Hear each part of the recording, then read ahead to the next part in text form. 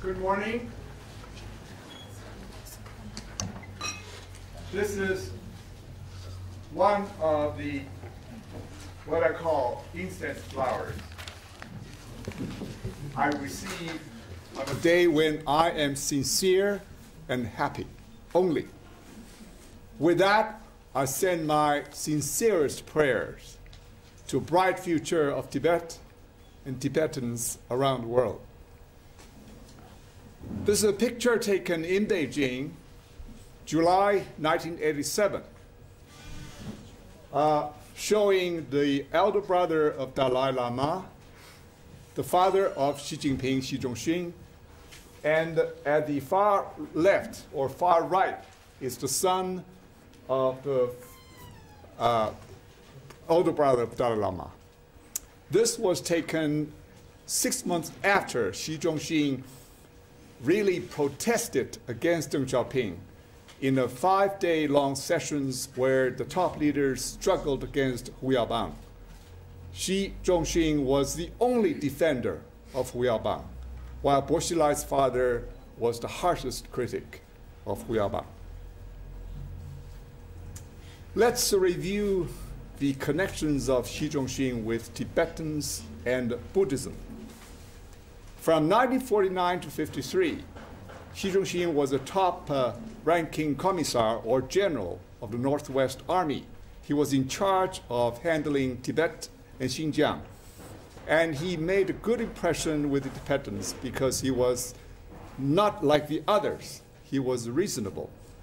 One time, there was a resistant leader of the Tibetan people by the name I only know in Chinese, Xiang Qian. And Xi Zhongxun warned his followers, we have to be sincere towards him, whether he is sincere to us or not. He forbade them to use fire unless they hear order from Beijing. Xi Zhongxun was an exception. In 1954, as our Prime Minister already mentioned, Dalai Lama went to Beijing for 6 months to learn Chinese and Marxism Tibetan, and Marxism Chinese. And he befriended with Xi Zhongxun. He gave one of the watches. He did not give watches to everyone, to people he liked. He gave it to Xi Zhongxun. And Xi Zhongxun, despite the fact that after 1959, the mentioning of Dalai Lama is not politically correct, he kept displaying them with great pride on his wrist. In 1980s, I heard just 2 weeks ago from a son of a high-ranking officer in Beijing that this man worked with Hu Yaobang. He said Hu Yaobang did consider letting Dalai Lama to come back. I think it was Xi Zhongxun's suggestion because Xi Zhongxun was the most hardened defender and assistant to Hu Yaobang. On the 20th of February, 1989, the year of Tiananmen, the late Banchan Lama passed away. Xi Zhongxun wrote about him in Renmin Ribao. He called the late Banchan Lama my loyal friend and great master, Banchan Lama. When 1980, finally Xi Zhongxun, because of the offending Deng Xiaoping several times, including in 1989, he spoke publicly for Zhao Ziyang. Therefore, Xi Zhongxun had to retire. He chose Shenzhen. Elsewhere, he was not welcome. Anyway, he was lying sick on his bed. And Rinpoche Akya Hatkotu went with the mother of Banchan to see Xi Zhongxun. Xi Jinping did the posturation. And he said, Banchan Lama and Dalai Lama have always blessed me.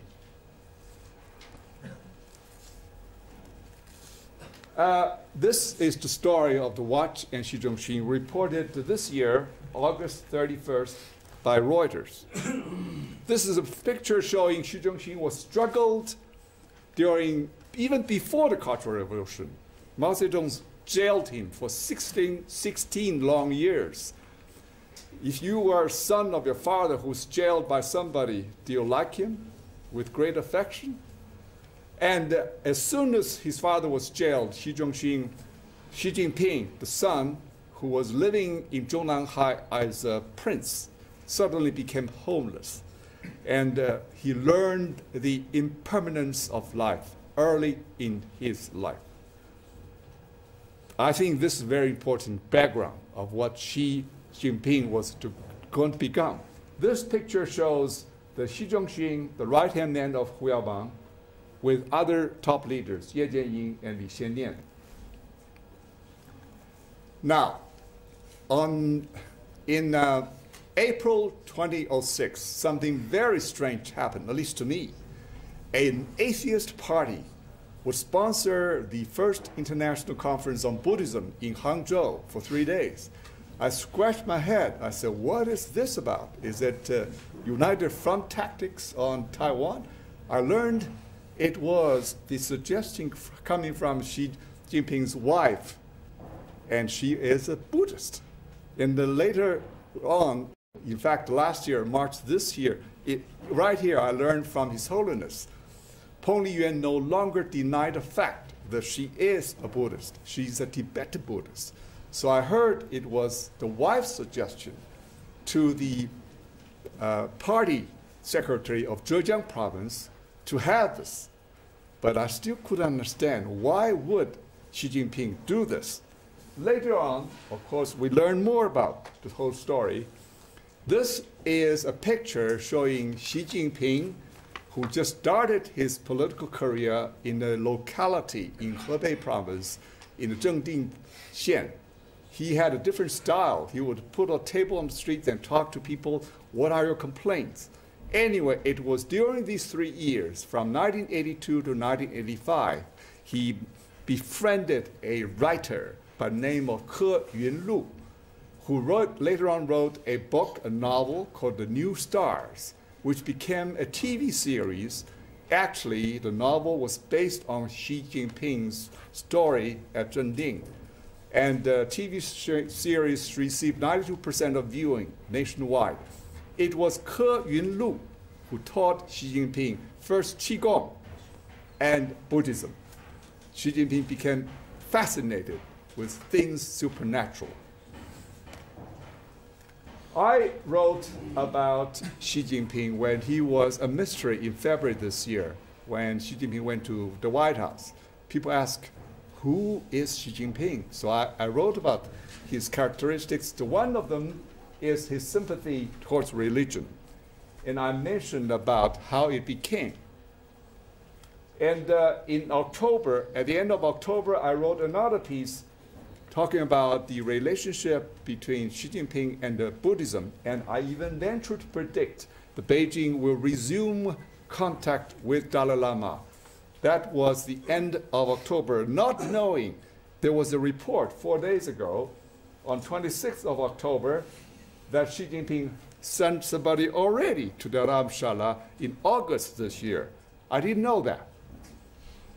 And it was a picture taken when this guy, Xiao Wunan, came in August this year, and he had an argument with Karmapa, Holiness, but nonetheless he came.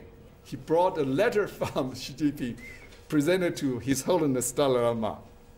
Xiao Wunan, I understand, works on the United Front, but he is no stranger to Dharamshala. Many of you probably have met him. And he's everywhere. He has many friends in Taiwan as well.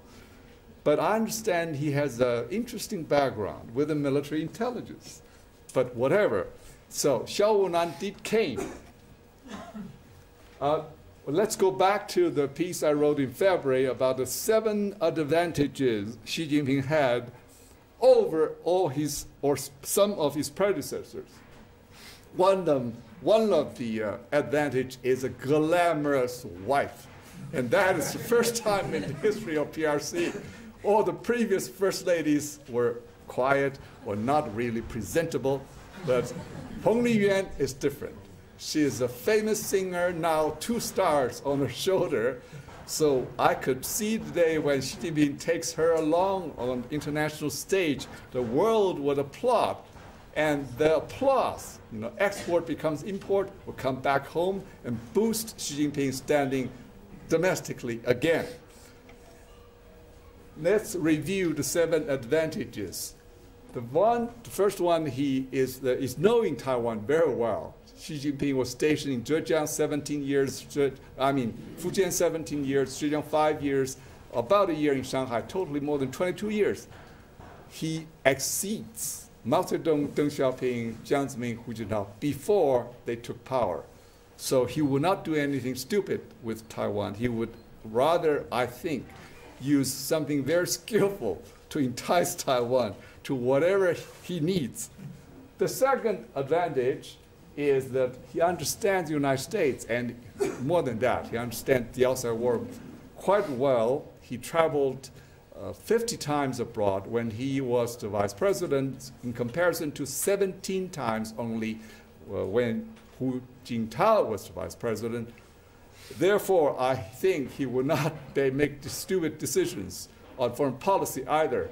In fact, he's a fan of Hollywood movies, as we understand from the telex sent back to Ambassador Rand to Washington.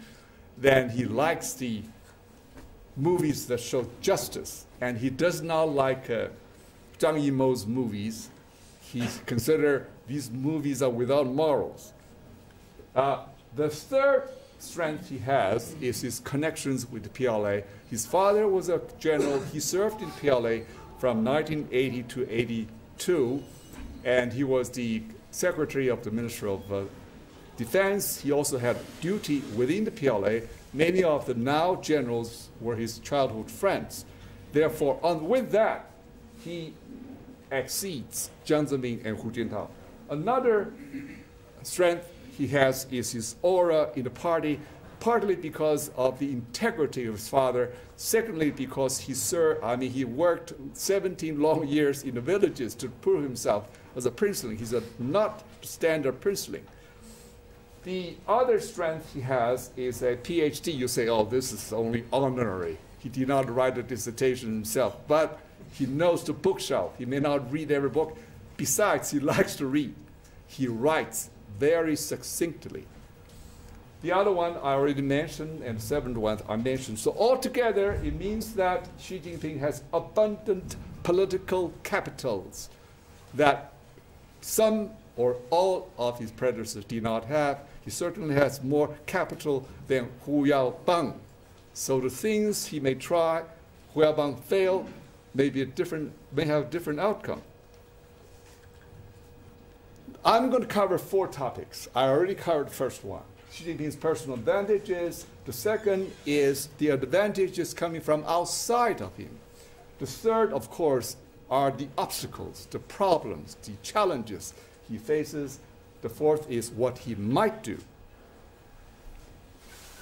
Now, he has some help coming from outside of him. First of all, is that Hu Jintao has become his ally. In the beginning, we thought they were rivals, but there's an interesting connection. That is Hu Yaobang. Xi Jinping's father defended Hu Yaobang, was a good friend of Hu Yaobang. Hu Jintao's mentor, Song Ping, was a good friend of Hu Yaobang. And was also a friend of Xi Zhongxun. When nobody saw Xi Zhongxun anymore, Song Ping would go and talk to him. So they all have this Hu Yaobang connection. And this time they found out when they were jointly dealing with Bo Xilai. So the bond became stronger and stronger. The second advantage from the outside he has is growing leadership consensus on anti-corruption. The reason is not for great idealism. The reason is to protect their children and grandchildren to have a good life. They have now realized if they don't bite the bullet, don't engage reform, the party will perish. This actually was mentioned last year by Hu Jintao. Now, this has becoming a growing consensus among current top leaders. They want to save their own interests. That's why they're doing it. It's not for a lofty ideal. But the motive is strong enough because they see the danger. Every day, 500 so-called group accidents, group activities, actually riots and demonstrations. How long can that go? I agree, I cannot agree more with my friend, Dr. Gordon Chang. I always learn from him every time, although we have a little different views, but I always learn from him. The third advantage is the elders' interventions are waning. Well, thanks to Hu Jintao's naked retirement, when Hu Jintao decided to retire altogether, including chairmanship of the Central Military Commission, we suddenly read on newspaper, oh, Jiang Zemin still had an office in the Central Military Commission. Jiang Zemin announced, he said, he petitioned to move out. If he had not moved out, he looked very bad. So Jiang Zemin is no longer there in the Central Military Commission, intervening on Xi Jinping. And all the others saw that. They all sort of moved back. I won't say elders' intervention becomes zero, but they are less and less in the future because of Hu Jintao's naked retirement. And of course, because of Xi Jinping's own political capital. The other one is economic with China, although slowed down. But let's see. OECD already mentioned by 2018, China will become the largest economy in the world, overtaking the United States. London Economist would use 2016, and this was an issue in May this year. And China is already the largest exporter, will become the largest importer by 2014. This was in London Economist January this year. When China becomes the largest importer, then the world depends on China even more because there's market, there's money to be earned. This is interesting article published at the end of this year, end of January this year. It shows an interesting connection. The four families started meeting. The offsprings of four powerful families began monthly meetings since June last year. This explains why Hu Deping, the son of Hu Yaobang, is helping Xi Jinping as mentioned by his honorary prime minister. It's also revealed before October last year, Li Keqiang and Xi Jinping secretly and privately met. That means a direct connection between Hu Jintao and Xi Jinping through the alter ego of Li Keqiang. It shows why Boxila incident was handled so fast in 8 months. In comparison to Chen Xitong and Chen Liangyu, it took 2 years and more than 2 years to handle because they were working together. Again, Hu Yaobang connection. This is a picture showing that Hu Jintao and Wen Jiabao actually were allies together when they were working for Hu Yaobang before in the 80s, because the rumor had actually brought by New York Times erroneous report that Hu Jintao and Wen Jiabao were rivals. This March, New York Times made a correction and saying they were actually allies. The story was that when Hu Yaobang was going to Guizhou, and Wen Jiabao secretly went to the villages in Guizhou to investigate. It was interpreted as something against the official, the party secretary of Guizhou, Hu Jintao. Actually, the suggestion came from Hu Jintao himself. This was the warning issued by Hu Jintao last year, July 1st, the birthday of the party, saying that if we don't reform, if we don't deal with corruption, the party will face a future of perishing or survival. I predicted the naked retirement of Hu Jintao twice, in April and October this year, before it became known. And it made our National Security Bureau look bad.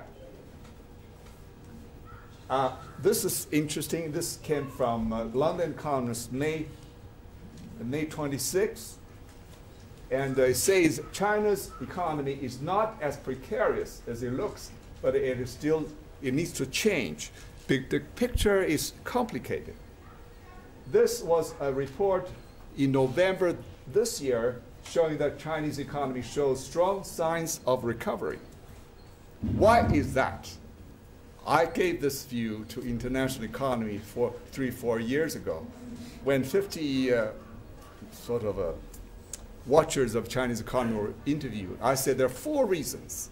Number 1 is China's economic potentials have not been fully realized. At the end of Ming Dynasty and the beginning of Qing Dynasty, the contribution of China to the world economy was 30%. Now China's contribution is only 12%. Everybody shudders. There's a long way to go yet. The potentials have not been fully realized. The second reason is most of textbooks are wrong because they are based on the past experience. But in the long history of human beings, there had never been a large economy like this rising so rapidly. It's a new model. They need new theories. So that's why all the predictions have failed. The third reason is that thanks to Confucius, the leaders in China are very studious. They learn every month. Every month, they have at least once, maybe sometimes twice, a study sessions. It's not just for show. They sit there, they take notes, they ask questions. The top leaders on economy, on Tibetan affairs, on law, on education, on environmental problems are invited and arranged a year ahead. So the newest knowledge would flow all the way to the top of a nation, while the leaders of the other nations are busy dealing with crisis. Chinese leaders are learning, thanks to Confucius again. The fourth is that China's economy is surrounded by all growing economies. So China's economy is ensconced in a region of robust economic growth. Even when China's economy is falling, there's a safety net. So I gave these 4 reasons. So far, for 4 years, I think it has worked all right. The challenges Xi Jinping is facing, first of all, as mentioned by many experts, is the rising social grievances fed by corruption. The second is that the economy is a straitjacket.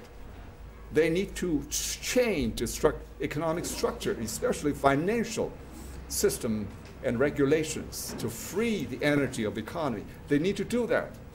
The third is minorities, not only Tibetans, Uyghurs. To me, they're 2 time bombs waiting, clicking away. Beijing was stupid to wait for the death of His Holiness, but I think more and more leaders in Beijing have realized if that happens, the Han-Tibetan hatred will have no solutions at all.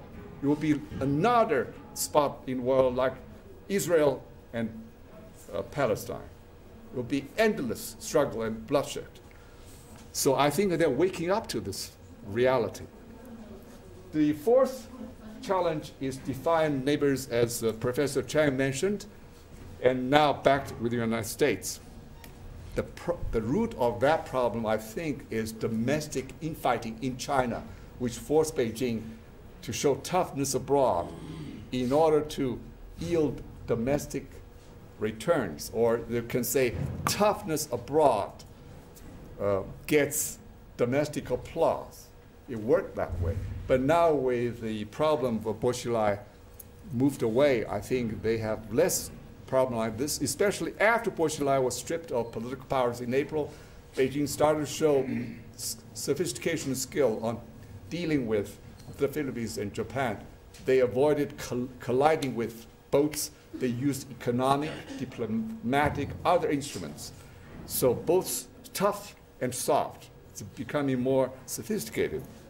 At the same time, the neighbors know that they depend on China for economy, they depend on the United States for security. What do? They hedge, like we in Taiwan. We have to do that. We have no other choice. We hedge. So Vietnam, during the high tension, would request to go to Beijing 3 times last year, but no reciprocal this request from Beijing to Vietnam. The same with all the others.